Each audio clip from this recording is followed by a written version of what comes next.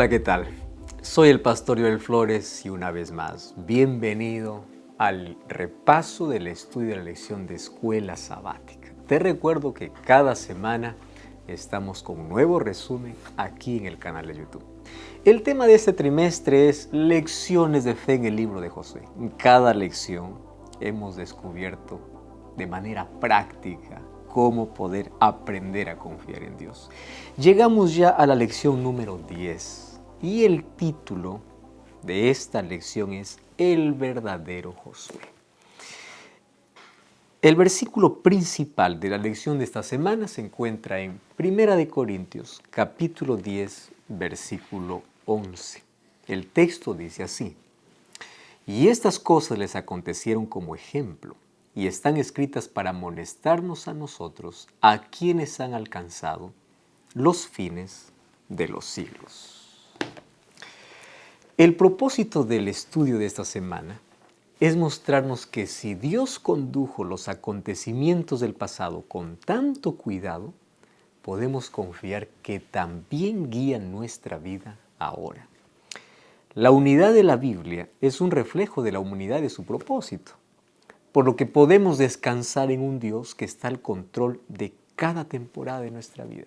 En cada estación de tu vida, Dios está presente. Está comenzando tu resumen de la lección de escuela sabática. Antes de comenzar con la lección de esta semana, déjame tomar solo 30 segundos para decirte algo importante. Si últimamente te sientes lejos de Dios, si tu fe se ha vuelto rutina, si oras pero parece que nadie te escucha, si sientes que la presencia de Dios se ha apagado, si alguna vez pensaste que Él no hablaría contigo, si estás perdido sobre el camino que tomar, si dudas de cuál es la voluntad de Dios, si te duele ver que las cosas no cambian, o simplemente anhelas volver a escuchar su voz, entonces el Dios que habla es para ti. Es un devocional gratuito en audio hecho junto con Nuevo Tiempo. 15 días para reconectar tu corazón con la voz de Dios. Puedes comenzarlo ahora mismo escaneando el código QR en pantalla o desde el link que aparece en la descripción. Dios sigue hablando y quiere hablarte a ti. Ahora sí, vamos con la lección. Vamos rápidamente al estudio del día sábado. Sabes que el estudio de esta semana es desafiante, ya que a través de la vida de Josué y la historia de la conquista de la tierra prometida, veremos algunos principios de interpretación bíblica relacionados con lo que se llamaría tipología. No te preocupes, te ayudaré a entenderlo de forma simple, pero mientras tanto podemos entender la tipología como un recurso que nos ayuda a comprender cómo ciertos personajes, hechos o instituciones del Antiguo Testamento anticipan realidades espirituales más amplias en el Nuevo Testamento. De eso se trata una tipología. Ahora, ¿por qué es tan importante esto para nuestra relación con Dios? Comprender este principio no solo enriquece nuestra lectura de la Biblia, sino que también nos ayuda a ver la unidad del plan de Dios y cómo cada parte de la Escritura se relaciona entre sí. Así que no tengas miedo de estos temas o pienses que son demasiado difíciles para ti. Estoy aquí para acompañarte y que juntos podamos descubrir la belleza de la palabra de Dios. Si no conocemos estos principios, pues corremos el riesgo de quedarnos únicamente en la superficie del texto. Y esa no es la idea. Porque cuando nos quedamos en la superficie del texto, pues reducimos la Biblia solamente a historias de acontecimientos pasados y no percibimos que el mensaje es más amplio. Además, la falta de comprensión tipológica puede llevarnos a interpretaciones aisladas o distorsionadas, porque es allí donde se comienzan a desconectar pasajes que en realidad están diseñados para poder complementarse entre sí. Esto no solo empobrece nuestra lectura, sino que también debilita nuestra capacidad de ver cómo la Escritura entera apunta hacia un mismo propósito. Cada relato forma parte de ese gran diseño divino que sigue vigente en nuestra experiencia. Así, al estudiar la vida de Josué bajo esta luz, podremos fortalecer la fe, podremos ampliar nuestra visión espiritual y vivir con la certeza de que el plan de Dios está conectado de principio a fin. Te recuerdo una cosa más.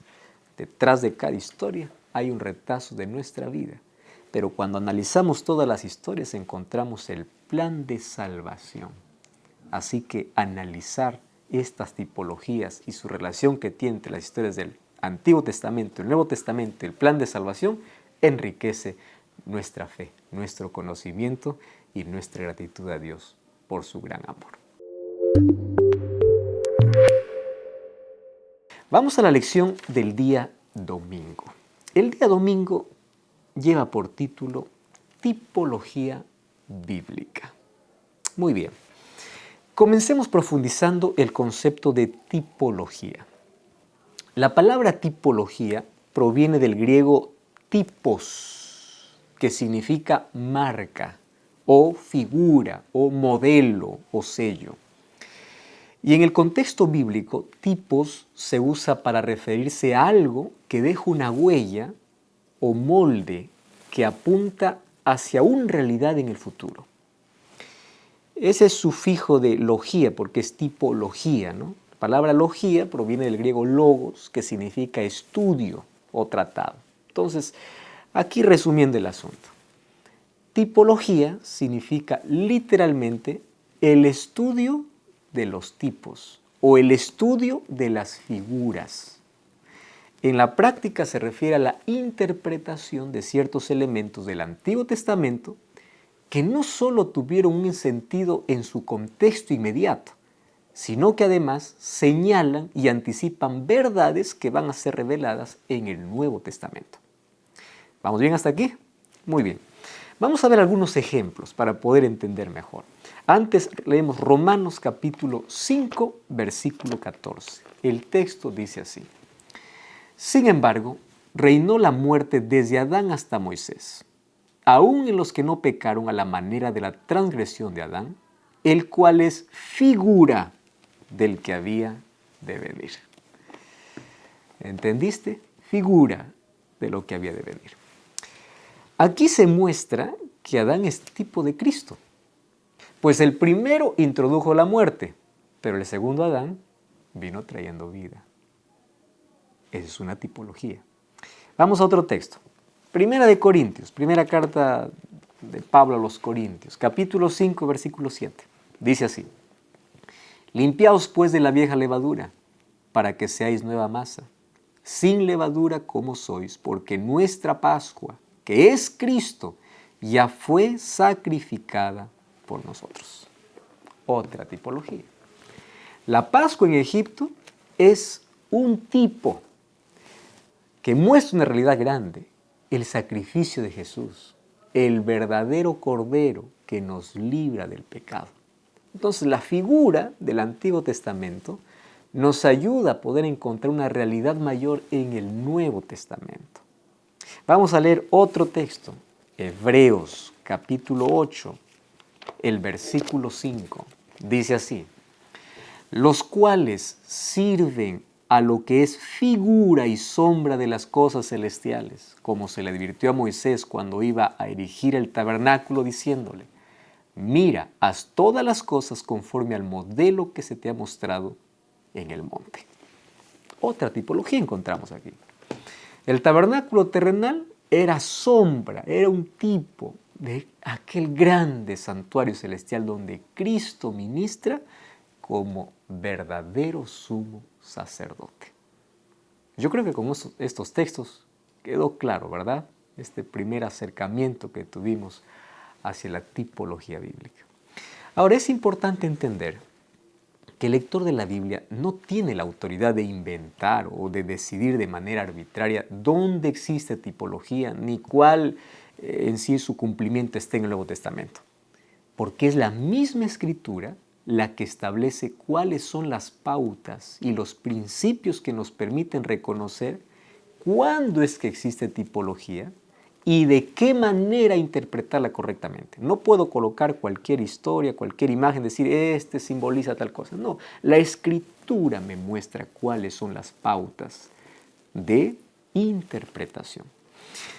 Tomando de ejemplo uno de los textos que te compartí, no somos nosotros quienes decimos que el Cordero Pascual representa a Cristo. Lo dice la propia Biblia. Me explico. La misma Biblia está diciendo que ese Cordero es un tipo de Cristo. Entonces, el peligro de una tipología mal aplicada es que fácilmente puede convertirse en una mera alegoría, es decir, en interpretaciones subjetivas y arbitrarias que ya no se apoyan más en la intención del texto bíblico. Hay tanta gente que toma un texto y dice lo que dice cuando en realidad no está diciendo eso el texto bíblico. Cuando se pierde la conexión histórica y teológica del tipo con su antitipo, entonces la lectura se convierte en un ejercicio de imaginación, donde cualquier detalle puede simbolizar lo que el intérprete quiera simbolizarlo. Y esto no es así. Esto solo distorsiona el mensaje inspirado. También conduce allí a tanta gente a poder creer en doctrinas confusas o equivocadas. Mucho cuidado por eso al interpretar el texto bíblico, decir que todo es tipología. Por eso es fundamental aplicar la tipología con cuidado, reconociendo sus bases en la revelación bíblica y en la continuidad entre el Antiguo y el Nuevo Testamento, sin forzar significados ajenos al plan que Dios ha revelado en su palabra. Entonces, el punto de este día es que la tipología bíblica nos recuerda que la Biblia no está formada por relatos aislados, sino que es todo unido bajo la dirección de Dios. Cada figura, cada sombra y cada cumplimiento muestran que nada quedó al azar, sino que el plan divino se desarrolla con precisión a lo largo de toda la historia. Y esta verdad nos invita a reflexionar en lo siguiente. Si Dios condujo los acontecimientos del pasado con tanto cuidado, ¿cómo no confiar en que Dios también pueda conducir mi vida hoy? La unidad de la Biblia es un reflejo de la unidad de su propósito, por lo cual estamos viviendo con la confianza de que Dios está al control de cada temporada de mi vida, o nosotros creemos que Dios no está conduciendo eso. Si Dios condujo cada detalle, cada historia, Dios también puede conducir todos los detalles de nuestra vida hoy. Si nosotros confiamos en Él y nos entregamos a Él, Él guía no solo la historia, sino nuestra vida hacia un final glorioso y feliz. Vamos a la lección del día lunes. El día lunes, el título, tipo y antitipo. Tipo y antitipo. Cuando hablamos de tipología, hay dos palabras que son importantes y debemos tener en cuenta. Tipo y antitipo. ¿Habéis escuchado hablar sobre estas dos palabras? Tipo. Tipo viene del griego que significa figura, modelo o sombra. Es como cuando una maqueta nos ayuda a imaginar cómo es el edificio terminado. ¿Ya viste maquetas? Dice, esto es lo que nosotros queremos, pero es una maqueta, no es la realidad. Apenas hay un adelanto de algo que está plasmado, más la realidad es superior, es mayor. La maqueta no es el edificio en sí, pero nos da una idea clara de aquello que va a suceder. Antitipo también significa o también viene del griego que corresponde a figura, o mejor, cumplimiento de la figura. Vamos a seguir el ejemplo. Sería el edificio en sí. Entonces, tipo sería como la maqueta y el antitipo sería como el edificio ya construido. El tipo es la figura, es el modelo que tuvo un sentido en su contexto inmediato, pero que además apunta hacia una realidad mayor. Y el antitipo es el cumplimiento pleno de esa figura o modelo. ¿Vamos bien hasta ahí? Perfecto.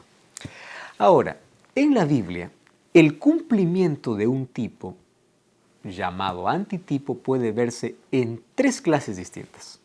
¿Cuáles son? Primero, en la vida de Cristo, que es la fase cristológica. Segundo, en la experiencia de la iglesia, que es la fase eclesiológica. Y tercero, en el tiempo del fin, que es la fase escatológica.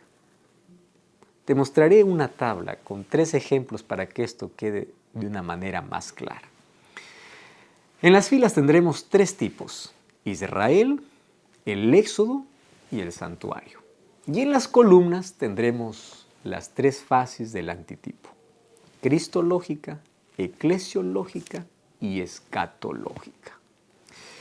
El pueblo de Israel, como tipo, fue un pueblo real en la historia, pero que también encuentra su antitipo en Jesús, que es representado como el verdadero Israel que cumple la historia.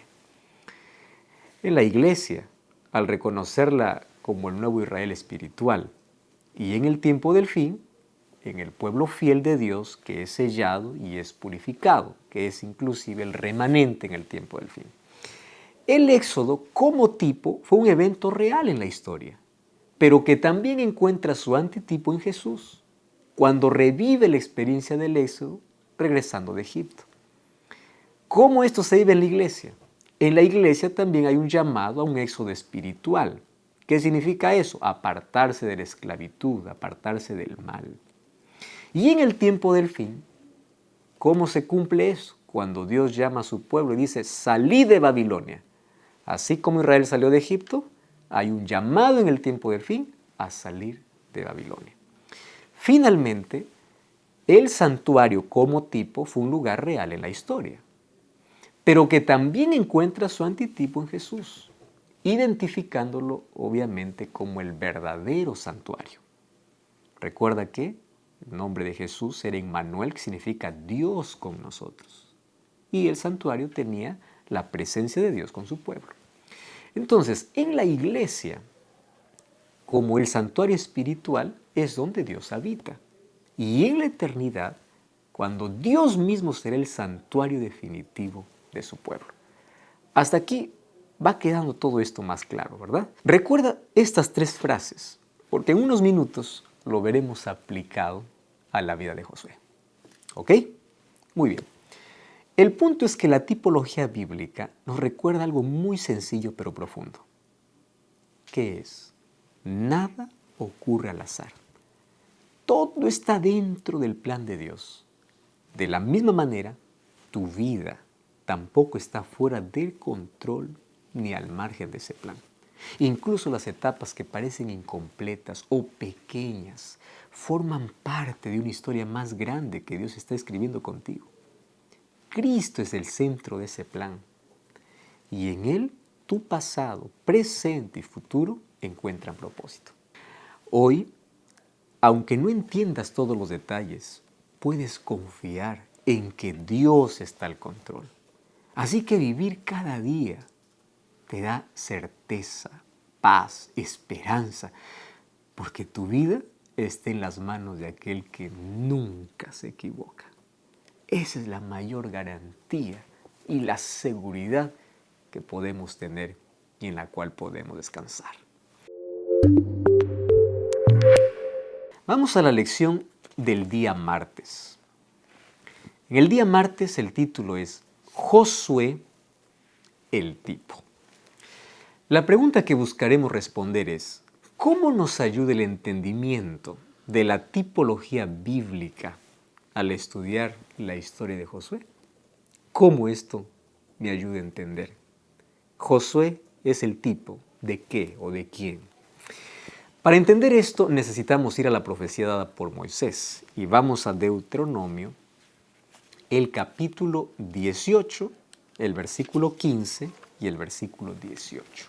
Dice así: profeta de en medio de ti, de tus hermanos, como yo, te levantará Jehová tu Dios, a él oiréis. Profeta le levantaré de en medio de sus hermanos, como tú, y pondré mis palabras en su boca, y él las hablará todo lo que yo le mandare. Muy bien. Moisés fue el gran libertador y guía de Israel, quien condujo al pueblo desde la esclavitud en Egipto hasta las puertas de la tierra prometida. Consciente de que no estaría siempre con ellos, la profecía de un profeta semejante a él se vuelve crucial, pues aseguraba al pueblo que, aún con su partida, Dios no los dejaría sin dirección ni voz, sino que Dios mismo levantaría a alguien con autoridad divina para guiarlos y para poder revelarles siempre su voluntad. Aquí tienes el texto reescrito de forma más clara y ordenada. La vida de Josué fue un cumplimiento parcial de la profecía anunciada por Moisés. Al igual que Moisés, Josué fue un comisionado mediante un encuentro personal con Dios. Bajo el liderazgo de ambos, la fama de Israel se extendió entre todas las naciones e inspiró temor. Moisés condujo al pueblo a través del Mar Rojo y Josué los guió a través del Jordán. O sea, ambos líderes recordaron al pueblo la necesidad de la circuncisión y de la importancia de la Pascua. El maná comenzó a caer en tiempos de Moisés y cesó en los días de Josué. Los dos fueron ordenados a quitarse las sandalias en señal de reverencia. Asimismo, la mano extendida de ambos fue señal de la victoria de Israel. Moisés dio instrucciones para la división de la tierra y la institución de las ciudades de refugio, y fue Josué quien cumplió aquellas instrucciones. Finalmente, ambos pronunciaron un discurso de despedida a la nación y renovaron el pacto del pueblo con Dios al final de su ministerio. El punto central es que Josué fue un personaje histórico real, pero su vida, como veremos más adelante, también adquiere un sentido mayor al proyectarse como un tipo que encuentra su antitipo en Cristo, en la experiencia de la iglesia y en los acontecimientos del tiempo del fin. La historia de Josué nos recuerda que Dios nunca abandona a su pueblo. Y aunque Moisés ya no estaba, el Señor levantó a Josué para guiarlos, mostrando que su presencia y su dirección no dependen de un solo líder humano, sino de su fidelidad eterna. Y esa misma promesa se extiende para nosotros hoy. Aun cuando enfrentamos cambios, pérdidas o incertidumbre, la provisión y dirección están a cada paso del camino. La pregunta que surge es, ¿confiamos en la provisión constante de Dios o tememos quedarnos sin rumbo cuando cambian las circunstancias? Reflexionar en la continuidad de su cuidado nos ayuda a descansar en la seguridad de que Él siempre provee consuelo y esperanza y que el verdadero guía de nuestro peregrinaje es Cristo, quien nunca nos dejará y jamás, jamás nos abandonará. Vamos a la lección del día miércoles. Y el día miércoles dice el verdadero Josué, el antítipo. Muy bien, ya vimos que Josué fue un personaje histórico real y en este estudio veremos el antítipo en su fase cristológica, donde Jesús aparece como el cumplimiento mayor al cual apuntaba la figura de Josué. Así como la misión de Josué fue repartir la tierra prometida a los israelitas, el Jesús es presentado en la Biblia como un nuevo Josué, que concede no una tierra aquí, en este planeta, sino una herencia espiritual a un nuevo Israel, que llega a ser la iglesia. Entonces, del mismo modo que Josué sucedió a Moisés para guiar al pueblo hacia la tierra, también se convierte en un tipo figura de Jesús, quien guía a su pueblo hacia la verdadera salvación o hacia la verdadera herencia, que es la eternidad. Entonces, los autores del Nuevo Testamento destacan varios aspectos del ministerio de Cristo en términos de la obra realizada por Josué, mostrando cómo en él se cumple el propósito más profundo de esa historia. Donde más claro está esto, encontramos en Hebreos 3 y 4, porque en estos capítulos el autor hace memoria de la experiencia de Israel en el desierto. Y cita incluso el Salmo 95, donde se recuerda cómo la generación que salió de Egipto no pudo entrar en la tierra prometida por causa de la incredulidad y la desobediencia.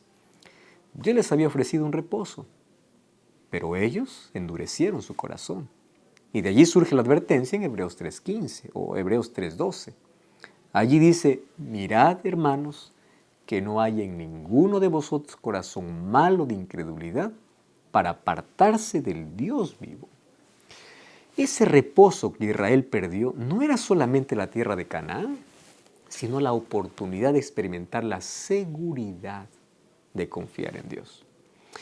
En Hebreos capítulo 4, el verso 8 explica que aunque Josué introdujo al pueblo en la tierra, todavía queda pendiente un reposo mayor. En otras palabras, Canaán fue un anticipo del verdadero reposo que Cristo ofrecía. Por eso es que el capítulo 4 del libro de Hebreos abre un llamado muy urgente. Mira lo que dice Hebreos capítulo 4, el versículo 1. Dice así, temamos pues, no sea que permaneciendo aún la promesa de entrar en su reposo, alguno de vosotros parezca no haberla alcanzado.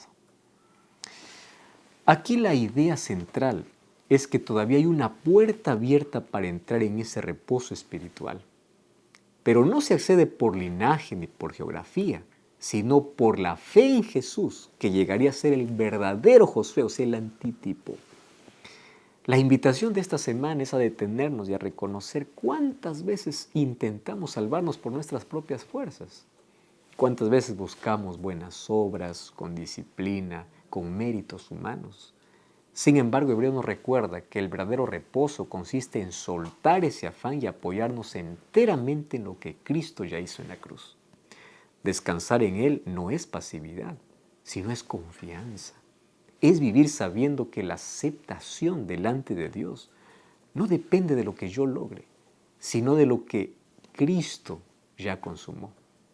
Esto nos invita a preguntarnos, ¿en qué áreas yo sigo luchando por demostrar mi valor en vez de entregarme al descanso de la gracia? Y también me desafía a reflexionar. Yo estoy dispuesto a rendir mis obras imperfectas para abrazar la obra perfecta de Cristo. Sabes que hoy ese descanso está disponible. Se trata de abrir el corazón, de poder entrar en ese reposo. Hoy, no mañana, ahora mismo podemos encontrar ese verdadero reposo en la verdadera herencia, en el nuevo José, que llega a ser apenas una figura de aquello que Cristo hoy nos ofrece. Vamos a la lección del día jueves. Y el día jueves tiene que ver con Josué y nosotros. Ya vimos que Josué fue un personaje histórico real. Vimos el antitipo en su fase cristológica, donde Jesús aparece como el cumplimiento mayor al cual apuntaba la figura de Josué. Y en este estudio veremos las dos que faltan. Recuerda que eran tres. El antitipo en su fase eclesiológica y escatológica. La primera obviamente es la cristológica. Y en la eclesiológica es donde la iglesia es presentada como el nuevo Israel espiritual, que camina hacia la herencia prometida, como también representa al pueblo fiel de Dios en el tiempo del fin, que también es llamado a entrar en el reposo definitivo y en la Canaán celestial. En la fase eclesiológica, Josué y el pueblo de Israel representan un tipo de lo que vive hoy la iglesia, el antitipo. O sea, en el Antiguo Testamento, Israel tenía la misión de conquistar la tierra prometida y establecerse allí como pueblo de Dios. Bajo el liderazgo de Josué, enfrentaron enemigos, guerras y obstáculos, pero siempre con la promesa de que Dios peleaba por ellos y les entregaría la herencia. Esa experiencia sirve como figura, o sea, como tipo de una realidad más grande que vendría después, que sería el antitipo. Mira lo que dice el libro de Efesios, capítulo 6, versículo 10 hasta el versículo 12. Por lo demás, hermanos míos, fortaleceos en el Señor y en el poder de su fuerza. Vestíos de toda la armadura de Dios para que podáis estar firmes contra las acechanzas del diablo. Porque no tenemos lucha contra sangre y carne, sino contra principados, contra potestades, contra los gobernadores de tinieblas de este siglo, contra huestes espirituales de maldad en las regiones celestes. En ese sentido, la figura de Josué e Israel es más que una historia del pasado, porque es un anuncio profético de la experiencia de la iglesia ahora. Ahora, así como Israel pudo disfrutar del descanso en la tierra prometida después de la conquista, la iglesia, aún en medio de esta batalla espiritual, ya disfruta del descanso de la gracia de Cristo y espera obviamente el descanso definitivo en la herencia eterna, que será cuando Cristo regrese. Por otro lado, en la fase escatológica, la figura de Josué apunta al pueblo de Dios en el tiempo del fin, ahora. Así como los israelitas fueron llamados a entrar en Canaán, el pueblo fiel es invitado a perseverar hasta alcanzar el reposo definitivo. ¿Cuál sería? La Canaán celestial. Vamos a ver lo que dice Apocalipsis capítulo 21, versículo 3. Allí dice lo siguiente. Y oí una gran voz del cielo que decía, He aquí el tabernáculo de Dios con los hombres, y Él morará con ellos, y ellos serán su pueblo, y Dios mismo estará con ellos como su Dios. ¿Sabes que este aspecto escatológico nos recuerda que somos peregrinos en el tiempo presente? Y estamos avanzando hacia una meta que trasciende la historia. El descanso que Cristo ofrece hoy en su gracia es una anticipación de ese descanso final en la eternidad. Por eso, el llamado es a permanecer fieles, a no endurecer el corazón y a mantener viva la esperanza de que al final de la jornada entraremos en la verdadera tierra prometida. Un mundo renovado donde Dios habitará con su pueblo para siempre. Por lo cual la pregunta es, ¿de qué manera el descanso que encuentro en Cristo hoy, en medio de esta guerra espiritual en la que estoy, me prepara y me fortalece para esperar con esperanza aquel descanso definitivo que Cristo prometió en la eternidad? En conclusión, la tipología nos recuerda que Dios sabe exactamente hacia dónde conduce tu vida. Aunque hoy parezca que estás en medio de batallas o de temporadas inciertas, puedes descansar en la seguridad de que tu historia no está a la deriva. El llamado que Dios te hace hoy es a soltar la ansiedad de querer controlar todo y permitir que tu corazón encuentre reposo en su plan perfecto. Descansar en Él no significa quedarte inactivo, sino vivir confiando en que cada paso ya está bajo su cuidado. Y ese descanso empieza ahora, en medio de tus luchas. Y es una muestra del descanso eterno que Dios prometió a los que permanecen fieles. Entrega tus cargas a Él y deja que tu vida avance sostenida por aquel que ve el fin desde el principio. Confiados en esa promesa extraordinaria que Dios tiene, nosotros podemos descansar tranquilos. En medio de nuestra lucha espiritual, así como hubo victoria para Israel, hay victoria para nosotros. Así como hubo una herencia para Israel, hay una herencia para nosotros. Y finalmente, si Dios conduce nuestra vida, la victoria ya está garantizada. ¿Podemos orar? Oramos. Gracias, Señor, te damos, porque detrás de cada historia vemos tu plan de salvación. Gracias por aquellas figuras del Antiguo Testamento que mostraban una realidad mayor y que en el Nuevo Testamento lo vemos en Jesucristo.